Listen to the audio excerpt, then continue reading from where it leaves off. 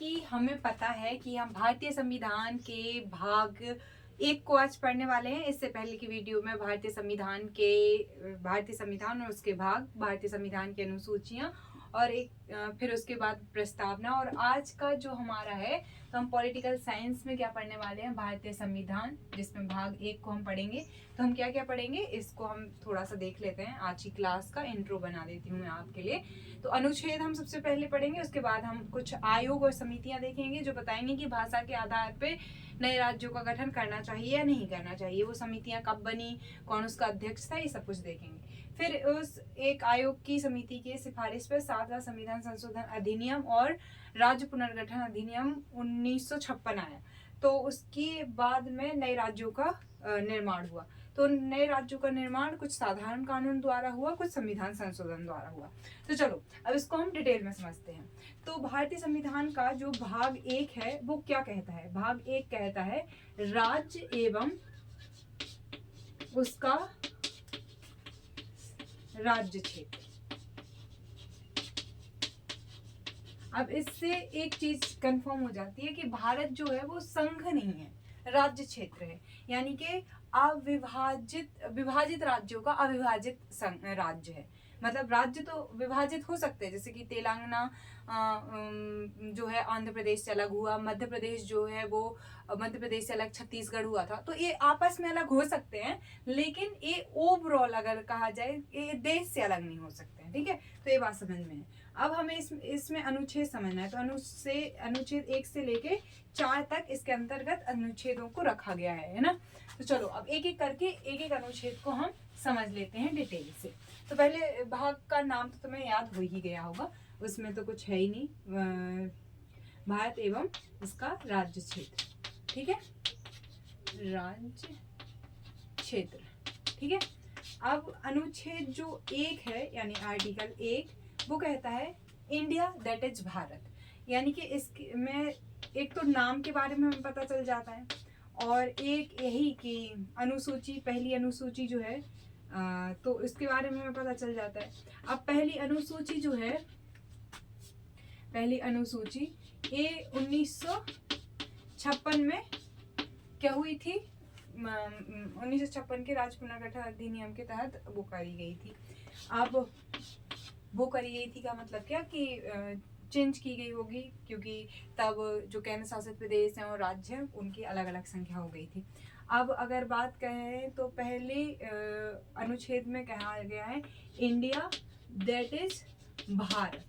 ठीक है, तो इसमें भारत और इसके राज्य क्षेत्र के बारे में चर्चा की गई है। अब अभी वर्तमान के हिसाब से देखें तो कितने राज्य हैं, तो राज्य हैं अभी 28 और यूनियन टेरिटरीज यानी केंद्र शासित प्रदेश कितने हैं, 8। अब कौन कौन से राज्य हैं तो वो मैं ज्योग्राफी की क्लास में बता चुकी हूँ, तो कर लेना है वो क्लास, या जैसे भी बने मैंने जल्दी जल्दी में बता दिया है। तो ये अनुच्छेद 1 आई होप कि समझ में आ गया होगा। ठीक है, तो इसके बारे में कि यहाँ पे कितने राज्य हैं, कितनी अनुसूचियां हैं, ये अनुच्छेद 1 में बता दिया गया है। अब अनुच्छेद 2 क्या कहता है, तो अनुच्छेद 2 कहता है नए राज्यों का प्रवेश। क्या मतलब हुआ नए राज्यों के प्रवेश से, क्या कहना चाह रहे हैं? तो नए राज्यों का प्रवेश, दूसरा जो आर्टिकल है वो है नए राज्यों का प्रवेश।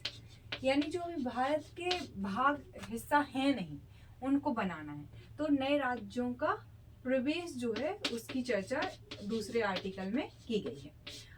जैसे कि अभी हम पढ़ेंगे इधर पे नए राज्यों का निर्माण में कि संविधान संशोधन हुआ था, 10वां संविधान संशोधन अधिनियम यानी कॉन्स्टिट्यूशन अमेंडमेंट एक्ट 1961, और इसमें दादर एवं नागर हवेली जो है वो भारत का हिस्सा बना था, उससे पहले वो अपना नहीं था। ठीक है, ये दबंदी पुर्तगालियों से लिया गया था, जो है 12वां जो संविधान संशोधन अधिनियम था। तो ये क्योंकि दूसरा देश था, मतलब कि दूसरे देश के पास थी ना इनकी मतलब कि संप्रभुता, तो इस वजह से जब वो हमारे पास में आती है तो उनको कहते हैं नए राज्यों का प्रवेश। आई होप कि समझ में आ गया होगा। एक और था यहाँ 2 का, मतलब 2 का आर्टिकल, इसमें था कि सिक्किम जो है उसका प्रवेश कराना था, उससे रिगार्डिंग था। बट सिक्किम जब 1975 में भारत का पूर्ण राज्य ही बन गया तो फिर क्या जरूरत थी, तो जरूरत ही नहीं पड़ी, तो इसको क्या कर दिया गया, हटा दिया गया। ठीक है, तो ये समझ में आ गया होगा। अब तीसरा जो अनुच्छेद है वो क्या कहता है, समझो इधर। अनुच्छेद तीसरा जो है वो कहता है जो वर्तमान राज्य हैं, तो वर्तमान राज्यों के नाम, सीमा या क्षेत्रफल में परिवर्तन। ठीक है, जैसे कि मान लो कि अगर महाराष्ट्र है, ठीक है, ये हम जाते हैं यहाँ पे, और यहाँ पे महाराष्ट्र है, कल के दिन विदर्भ अलग से एक देश राज्य बन जाता है, तो क्या मतलब कि किस आर्टिकल के तहत बनेगा, ये तीसरे आर्टिकल के तहत। अब यहाँ पे 3-4 क्वेश्चंस इंपॉर्टेंट हैं। कौन मतलब कि नए राज्य को बनाता है, विधानसभा बनाती है या संसद बनाती है, तो संसद बना सकती है, विधानसभा नहीं बना सकती, विधानसभा नहीं बना सकती।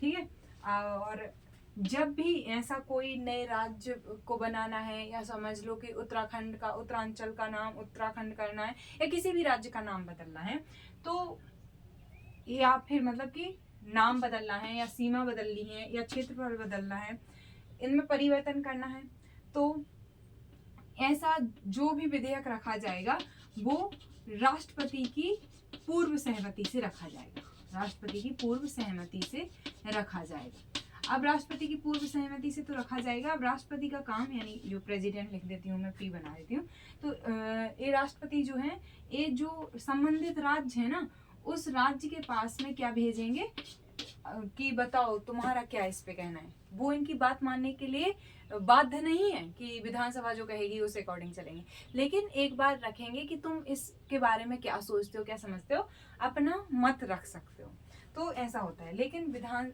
जो राज्य है उसकी बात मानने के लिए, जैसे कि मान लो एक उदाहरण से समझते हैं कि महाराष्ट्र का ही एक नया राज्य बनता है, विदर्भ बनता है इन फ्यूचर, या मध्य प्रदेश में बुंदेलखंड बनता है, या फिर कहीं पे भी कोई एक नया राज्य हम देखें, राजस्थान में कोई एक राज्य बनता है, तो राष्ट्रपति क्या कहेंगे, उधर की मतलब कि उस राज्य को भेज देंगे, क्या भेज देंगे वो प्रस्ताव, और पूछेंगे कि बताओ तुम इसके साथ में मतलब कि तुम्हें कोई दिक्कत तो नहीं है। अगर वो कहेंगे कोई दिक्कत है, तो ऐसा नहीं है कि राष्ट्रपति मानने के लिए बाध्य है, लेकिन राष्ट्रपति का दायित्व है कि जब भी राज्य के संबंध में कुछ ऐसा कुछ हो तो उससे पूछें। ठीक है, और एक इम्पॉर्टेंट बात जो आर्टिकल 4 में हम देखेंगे, अब जब नए राज्य की निर्माण की या सीमा परिवर्तन की बात चलती है, तो क्या हो सकता है, यहाँ पे एक राज्य के 2 टुकड़े हो सकते हैं, मतलब एक राज्य 2 राज्यों में बदल सकता है, या 2 राज्य मिलके एक राज्य में बदल सकते हैं, या एक राज्य की कुछ सीमा दूसरी राज्य को दी जा सकती है, ऐसा कुछ हो सकता है, तो ये सब पॉसिबल है। अब अगला अनुच्छेद है आर्टिकल 4, अनुच्छेद 4। अनुच्छेद 4 क्या कहता है कि जो अभी आपने देखे अनुच्छेद 2 और 3 जो है, उसमें परिवर्तन जो किया जाता है उसको आर्टिकल 368 यानी अनुच्छेद 368 के तहत संविधान संशोधन नहीं माना जाएगा, यानी कि आम कानून की तरह उसको परिवर्तित किया जा सकता है। एग्जैक्टली वो वर्ड्स नहीं लिखे हैं, बट अर्थ वही है कि आर्टिकल 2 और 3 में जो भी परिवर्तन किया जाता है उसको ये नहीं समझा जाएगा कि ये संविधान में संशोधन हो रहा है, जो नॉर्मल सा कानून है वैसा करके किया जाएगा। तो ये आर्टिकल्स तो मैंने चारों के चारों अच्छे से एक्सप्लेन कर दिए। अब बात आती है कि चलो ये तो आर्टिकल्स हो गए थे, अब फिर नए राज्यों का अभी पहले की मैं कंडीशन बता रही हूँ 1950 की। 1950 में जो राज्य थे उसके लिए भाग था 7। भाग 7 में कहा गया था कि राज्य होंगे का, खा, गा, घा, ऐसे 4 कॉलम बनाए गए थे और उसमें कुछ राज्यों को रखा गया था, जैसे 2-4 राज्य इसमें, 2-4 राज्य इसमें, और इसमें केवल अंडमान निकोबार रखा गया था। लेकिन ये तुरंत, क्योंकि समझ में नहीं आ रहा था तब कि इसका क्या करें, तो तब के लिए था, लेकिन इस पे लगातार विचार विमर्श किया जा रहा था कि राज्यों का निर्माण कैसे करना है, पुनर्निर्माण कैसे करना है। तो बहुत ज़्यादा मतलब कि बहुत ज़्यादा मांग उठ रही थी कि भाषा को एक मुख्य आधार बनाना चाहिए जिसके आधार पे राज्यों का पुनर्निर्माण किया जा सके। लेकिन नया नया राज्य बना है, हो सकता है कि हमने अगर भाषा के आधार पे दे दिए राज्य, तो वो राज्य कहे कि नहीं, हमें भारत से ही अलग होना है। क्योंकि जब पाकिस्तान धर्म के नाम पे अलग हो सकता है, तो एक छोटा सा राज्य भी अलग हो सकता है। ये आज हमें सोचने में या कहने में बचकाना लग सकता है, लेकिन एक जब नया राज्य बनता है, एक नया देश जब निर्माण होता है और इतनी मुश्किलों के बाद में, तो जो शासन चलाने वाले हैं, संचालक हैं, उनके मन में कहीं ना कहीं डर होता है। तो लेकिन इसको चेंज भी करना था। अब ऐसे में ही एक आंध्र प्रदेश से मांग उठ रही थी कि हमें भाषा के आधार पे अलग करो, भाषा के आधार पे अलग करो। तो यहाँ पे एक व्यक्ति थे रामाल्लू करके, 1952 में 52 दिन की हड़ताल के बाद, 1952 या 53 की बात है, अक्टूबर नवंबर की, तो कुछ दिनों के अनशन पे बैठने के बाद, मतलब कि हड़ताल पर, भूख हड़ताल पे बैठने के बाद उनकी हो जाती है मृत्यु। अब जब उनकी मृत्यु हो जाती है तो बहुत कोहराम मचता है, बहुत तहलका मचता है, और मतलब आनन फानन में एक नए राज्य आंध्र प्रदेश को बनाना पड़ता है, वो भी किसके आधार पे, भाषा के आधार पे, और ये मतलब कि तेलुगु भाषी लोगों के लिए। तो बन गया कब, 1953 में तो ये राज्य बन गया। लेकिन इससे पहले 1948 की बात है, दो कमेटी ही बैठती हैं। 1938 में ही फजल अली आयोग बैठता है, 1938 में भी ही JV कमेटी बनती है। ये दोनों ही कमेटी कहती हैं कि भाषा के आधार पे राज्य के निर्माण की जरूरत नहीं है। लेकिन जब एक खत्म हो जाते हैं 1952 में और 53 में आंध्र प्रदेश एक राज्य बन जाता है, तो फिर से एक कमेटी बनती है जिसका नाम होता है धर आयोग। और धर आयोग पहली बार राज्य पुनर्निर्माण के लिए जो भाषा है उसको एक टर्म, एक इम्पोर्टेंट मतलब कि शर्त के आधार पे रखता है। तो चलिए उनकी अब हम बात करने वाले हैं। आई होप कि मैंने स्टोरी समझा दी है। तो अब क्या होने वाला है, मैं आयोग और समितियां बता रही हूँ, ठीक है। आयोग एवं समितियां, ठीक है। पहली समिति है फजल अली आयोग, कमेटी नहीं है ये, आयोग है, और फजल अली ही इसके अध्यक्ष होते हैं, ठीक है। कब बनती है, 1948 में बनती है, और रिपोर्ट भी 1948 में देती है। भाषा के आधार पे क्या बोलती है, ये निष्कर्ष क्या देती है, ये निष्कर्ष देती है। तो ये फजल 3 कॉलम बना लीजिए, ये आयोग हो गया, कब निर्माण होता है और कब रिपोर्ट देते हैं, और निष्कर्ष क्या होता है, ये 3 कॉलम है, ठीक है।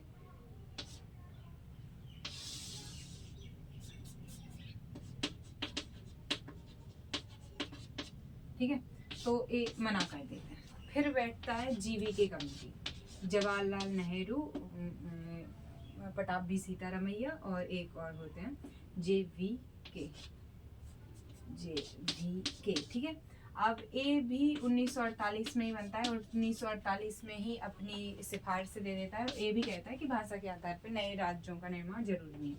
फिर जब उनकी मृत्यु हो जाती है तो फिर बनता है धर आयोग, और भी इसमें 2 लोग थे, और ये जो धर है ये इसके अध्यक्ष है, इसी की वजह से इसको धर आयोग कहते हैं।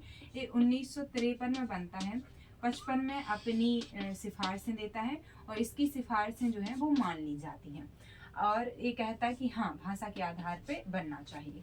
तो इसके बाद में ये सिफारिशें जो हैं, इनकी सिफारिशें जो हैं वो मान ली जाती हैं, और सिफारिशें मानने के बाद में क्या होता है, 7वां संविधान संशोधन अधिनियम और 7वां राज्य पुनर्गठन अधिनियम, जो कि एक बहुत इंपॉर्टेंट अधिनियम है, वो दोनों पारित किए जाते हैं। अब उन दोनों के बारे में हम देख लेते हैं। तो क्या है, तो अब जैसे ही उनकी सिफारिशें मान ली गई हैं तो दो चीजें हुई हैं। एक तो 7वां संविधान संशोधन,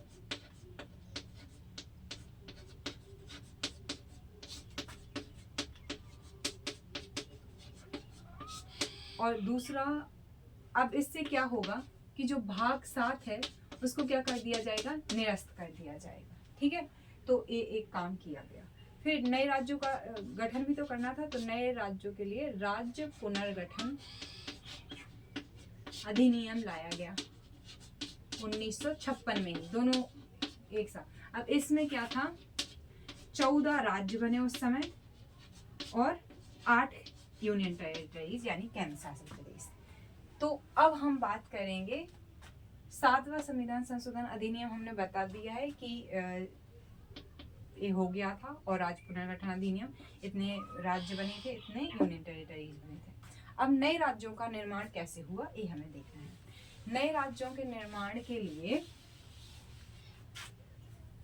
ठीक है, नए राज्यों का निर्माण, यहाँ बहुत लोग कंफ्यूज होते हैं। क्यों कंफ्यूज होते हैं? क्योंकि बुक्स ने डेट वाइज दे दिया है कि 1966 में, 1960 में मुंबई से अलग होकर गुजरात बना, 1966 में पंजाब से अलग होकर हिमाचल प्रदेश, हरियाणा और चंडीगढ़ अलग हुए, 1972 में मणिपुर, त्रिपुरा और मेघालय अलग हुए। ठीक है, तो ऐसे क्रम वाइज 1961 में क्या कहते हैं, दादर एवं नागर हवेली, 1962 में गोवा। तो बच्चा समझ नहीं पाता है कि कुछ में तो कॉन्स्टिट्यूशन अमेंडमेंट कह रहे हैं, कुछ में साधारण कानून का जिक्र कर रहे हैं, लेकिन बच्चा डिफरेंस भी नहीं कर पाता है कि डिफरेंस क्या है इसमें। तो हमें यहाँ पे एक कॉलम सा बना लेना है, एक साधारण कानून के द्वारा राज्यों का पुनर्गठन होगा और कुछ का होगा संविधान संशोधन द्वारा। अब ऐसा मैं क्यों इन दोनों को अलग अलग कर रही हूँ, उसका बहुत बड़ा रीजन है मेरे पास में, थोड़ा रुको बताती हूँ। देखो, साधारण कानून से जो बनेंगे, यानी कि ये आर्टिकल 3 को फॉलो कर रहे होंगे, और ये जो संविधान संशोधन द्वारा बनेंगे ये 368 के तहत बन रहे होंगे। ठीक है, तो क्योंकि इनमें नए राज्य का प्रवेश है, ठीक है, और नए राज्य का भी प्रवेश है और थोड़ा सा अलग है इनकी बनने की प्रक्रिया, तो इस वजह से, क्योंकि नागालैंड तो भारत का हिस्सा था, फिर क्यों संविधान संशोधन के द्वारा बनाना पड़ा। तो ये अब देखो, हम देखते हैं 1966 और 1960 में गुजरात बनता है। गुजरात किससे अलग होके बनेगा, बम्बई से अलग होके बनेगा। ठीक है, उस समय बम्बई बोलते थे मुंबई को, और ये जो इलाका पड़ता है ना, तो ये जो महाराष्ट्र वाला इलाका है, ये जो गुजरात वाला इलाका है, ये पूरा पहले बम्बई कहलाता था, तो ये अलग हो जाता है इससे। और एक गुजरात जो है गुजराती लोगों का, महाराष्ट्र जो है मराठियों का, तो ये भाषा के आधार पे ही था। हाँ, एक चीज मैं उधर बता रही थी, तभी तो मैं सोच रही हूँ कुछ इम्पोर्टेंट रह गया। धर आयोग जब मैं बता रही थी, तो मैंने ये कहा था कि धर आयोग ने कहा कि हाँ बनाओ भाषा के आधार पे राज्य, लेकिन उन्होंने केवल एक टर्म नहीं दी थी कि भाषा के आधार पे बनाना। उन्होंने कहा था धर आयोग ने कि देखो, धर आयोग ने कहा कि संस्कृति के आधार में एक जो टॉपिक होगा, यानी कि एक जो आधार होगा, वो आधार होगा भाषा भी, लेकिन इसके साथ में भौगोलिक मतलब कि आधार भी देखना है, प्रशासनिक आधार भी देखना है, देश की एकता अखंडता को भी देखना है। ठीक है, तो उधर सडनली ध्यान नहीं रहा, तो इस वजह से मैंने अभी बता दिया। ओके, आई होप कि तुम्हें समझ में आया होगा। अब फिर 1966 में क्या होता है, 1966 में हरियाणा और हिमाचल प्रदेश एंड चंडीगढ़ बनते हैं। किससे अलग होके, पंजाब से अलग होके। पहले पेप्सू करके बहुत बड़ा स्टेट हुआ करता था, तो ये इलाके की बात मैं कर रही हूँ। ऊपर की बात करूँ तो ये जो इलाका था ये पूरा एक था, फिर ये अलग हो गया कि ये पंजाब हो गया, हरियाणा हो गया, हिमाचल प्रदेश हो गया और एक यूनियन टेरिटरी हो गई। ठीक है, तो ये बताने की कोशिश मैं कर रही थी। अब हरियाणा बन गया। 1972 में क्या हुआ? 1972 में मणिपुर, मिजोरम नहीं, त्रिपुरा और मेघालय, ये 3 नए राज्य बनते हैं। ठीक है, क्योंकि ये पहले यूनियन टेरिटरीज में आते होंगे। अब फिर 1987 में मिजोरम, अरुणाचल प्रदेश एंड, ठीक है, अरुणाचल प्रदेश एंड गोवा, ये 3 राज्य बनते हैं। ठीक है, तो आई होप समझ में आ गया होगा इतना। अब इसको एक और रह गया है, तो इसको मैं थोड़ा सा ऊपर बता देती हूँ। ठीक है, साधारण कानून में हम देख रहे थे।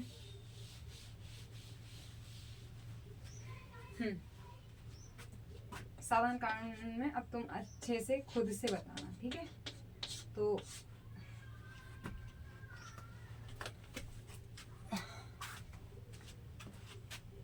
(1960) में कौन बना बताओ जल्दी से। 1966 में अभी बताया, 1972 में और 1987 में। अब 2000 में 3 और राज्य बनते हैं। छत्तीसगढ़ से अलग होता है, मतलब एमपी से अलग होता है छत्तीसगढ़, और यूपी से अलग होता है उत्तराखंड, और बिहार से अलग होता है झारखंड। ठीक है, तो ये हो जाते हैं 2000 में। फिर 2014 में आंध्र प्रदेश से तेलंगाना अलग हो जाता है।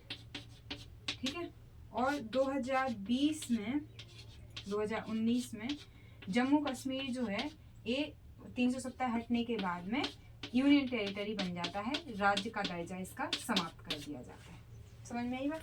फिर 2020 में जो है दादर एवं नागर हवेली और दमन दीव को एक कर दिया जाता है, मतलब कि 2 अलग अलग यूनियन टेरिटरीज थे तो एक कर दिया जाता है। इसी वजह से संख्या में 8 के 8 ही यूनियन टेरिटरीज रहते हैं, लेकिन मतलब कि 2 एक हो जाते हैं और जम्मू कश्मीर एक न्यू यूनियन टेरिटरी बन जाता है।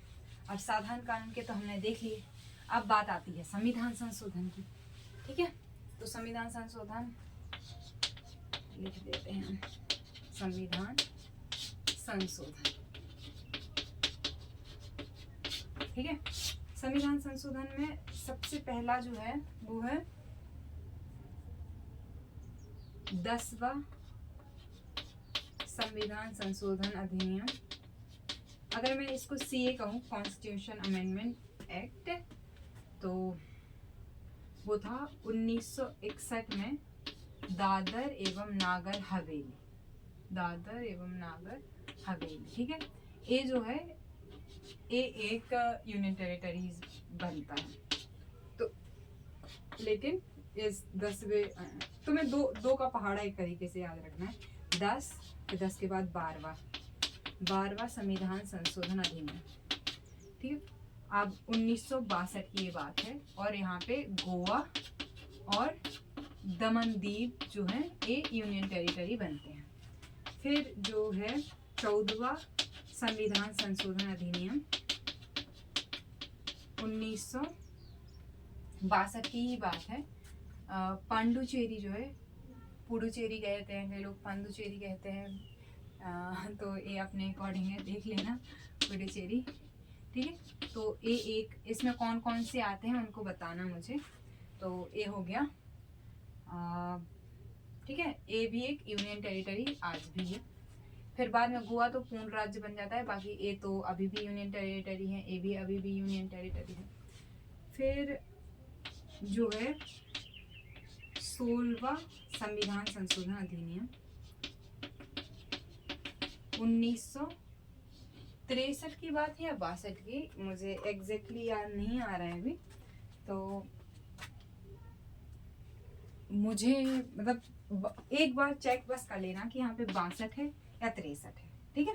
एक बार चेक करने की कोशिश करना, 63 होना चाहिए, बाकी 62 हो तो ध्यान नहीं मुझे। नागालैंड बनता है, ठीक है, पूर्ण राज्य 63 में। फिर जो है 34 और 35, 34वां संविधान संशोधन होता है और 35वां। 34वां में जो है ये कहा जाता है कि अस्थायी राज्य के रूप में सिक्किम को कहा जाता है कि आप 1 साल के लिए रह के देखिए, अगर आपको लगेगा तो फिर आप हमारा पूरा राज्य बन जाना भारत का। तो 35वां संविधान संशोधन अधिनियम होता है, सिक्किम जो है भारत का पूर्ण राज्य बन जाता है। और इसके साथ में ही पहले एक अनुसूची थी, 10वीं अनुसूची सिक्किम के लिए, उसको हटा दिया जाता है, और जो 2 का है उसको भी हटा दिया जाता है, जो मैंने बताया था। तो ये संविधान संशोधन द्वारा नए राज्यों का निर्माण हो गया। अब मुझे ऐसा लगता नहीं कि इसमें से कुछ बचा होगा, लेकिन एक बार मैं इसको रिवाइज करा देती हूँ, समराइज करा देती हूँ। और देखो, जब तक कि तुम अप्लाई नहीं करोगे इस नॉलेज को, तुम देख रहे हो दिन में 20 रील्स, 50 वीडियोस, ऐसे वीडियोस देखने से कुछ नहीं होता है। जाओ इसको क्वेश्चन आंसर फॉर्मेट में क्वेश्चन आंसर्स देखो, तब फायदा होगा। तो अनुच्छेद बता चुकी हूँ मैं, अनुच्छेद 1 से लेकर 4 तक है। अनुच्छेद 1 क्या कहता है? भारत एवं इसके राज्य क्षेत्र। इसमें ये है कि अलग नहीं हो सकते हैं राज्य, ठीक है। इंडिया का नाम भी है इंडिया, दैट इज भारत, तो भारत और इंडिया दोनों वर्ड्स यूज हुए हैं। दूसरा अनुच्छेद 1, 2 में क्या है? नए राज्यों का प्रवेश। 3 में क्या है कि जो वर्तमान राज्य है उनकी सीमा, नाम, इनमें परिवर्तन होता है। और आर्टिकल 4 जो है वो कहता है कि जो 2 और 3 में संशोधन परिवर्तन होगा उसको संविधान संशोधन नहीं कहेंगे हम। आयोग और समिति हमने देखी थी कि फजल अली आयोग बना, जीवी की समिति बनी, और फिर फजल अली वो धर आयोग बना, और धर आयोग ने कहा कि भाषा के आधार पे राज्य बनाने दो। फिर इसी के आधार पे संविधान में संशोधन हुआ। 7वां संविधान संशोधन अधिनियम, राज्य पुनर्गठन अधिनियम, इसके तहत 14 राज्य बने और 8 केंद्र शासित प्रदेश बने। फिर नए राज्यों का निर्माण हमने देखा कि साधारण कानून से कौन कौन से राज्य बने, और जो संविधान संशोधन है उसके द्वारा कौन कौन से यूनियन टेरिटरीज और राज्य बने। तो इसमें ओवरऑल सब कुछ मैंने कवर कर दिया है। फिर भी कोई डाउट है, फिर भी कोई क्वेश्चन है, सो कमेंट कर देना, I will answer you, okay, next video में। या फिर एक मैं हर सारे वीडियोस के बाद में देख लूँगी कौन कौन से कमेंट्स हैं, तो लास्ट में सारे कमेंट्स को समराइज करके एक सॉल्यूशन वीडियोस बना दूँगी, जो भी क्वेश्चंस तुम्हारे माइंड में आए होंगे। तो मिलते हैं नेक्स्ट वीडियो में। जय हिंद।